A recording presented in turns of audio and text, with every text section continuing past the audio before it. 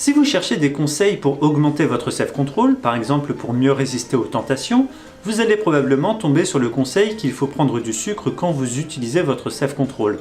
Cette idée est soutenue par plusieurs études scientifiques, mais on verra dans cette vidéo si elle tient vraiment la route. Tout a commencé avec la théorie de Roy Baumeister qui nous affirme que notre self-control est limité. D'après cette théorie, quand nous faisons un effort, nous nous épuisons, et avec le temps, il est de plus en plus difficile d'accepter un effort supplémentaire.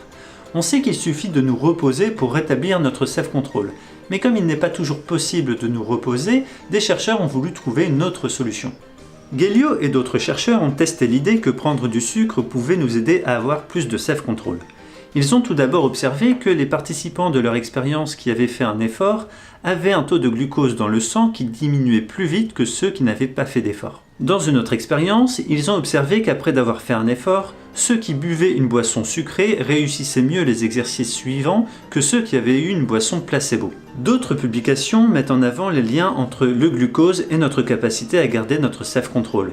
Par exemple, il semblerait que les personnes qui ont moins de glucose dans leur sang ont plus de chances d'avoir un comportement violent. Donc a priori, tout laisse à croire qu'il suffit de prendre du sucre pour rétablir notre self-control. Mais l'histoire ne s'arrête pas là.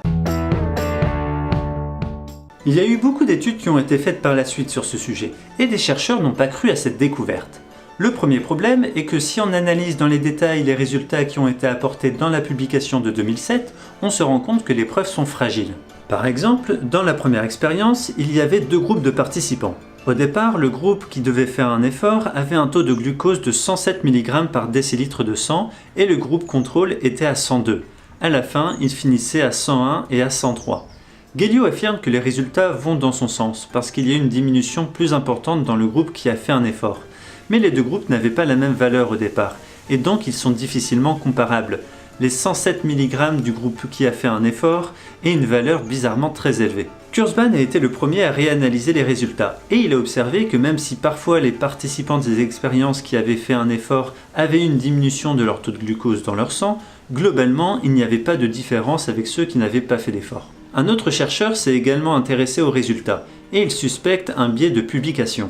C'est-à-dire qu'il n'y a probablement que les résultats qui allaient dans le sens de la théorie qui ont été présentés. Mais le problème le plus important est que d'autres équipes de chercheurs ont refait l'expérience, et ils ont échoué à retrouver les mêmes résultats. C'est quelque chose qui peut arriver et qui doit nous amener à douter des résultats d'origine.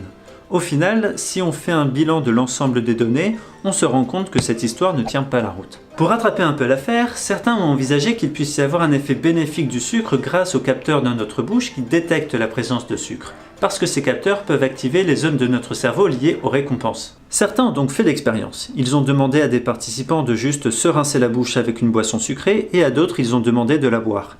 Et l'effet bénéfique fonctionnait que pour ceux qui s'étaient rincé la bouche. Et là encore, on retrouve le même schéma. Au départ, les expériences semblent prouver que cette idée est acceptable. Puis il y a eu de grosses suspicions sur la solidité des premiers résultats. D'autant plus que leur explication était bizarre, parce que si on boit une boisson sucrée, elle passera dans notre bouche et elle devrait également activer les mêmes capteurs. Puis il y a eu d'autres études qui n'ont pas réussi à retrouver les mêmes résultats.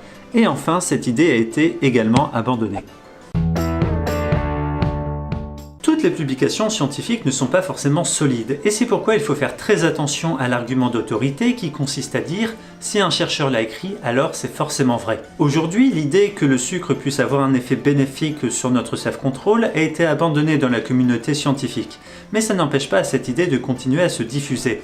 Vous pouvez trouver plein de vidéos sur YouTube où on vous conseille d'appliquer la fausse découverte de Gelio. Alors après, si vous avez faim, vous avez le droit de manger, mais le sucre n'est pas de la potion magique.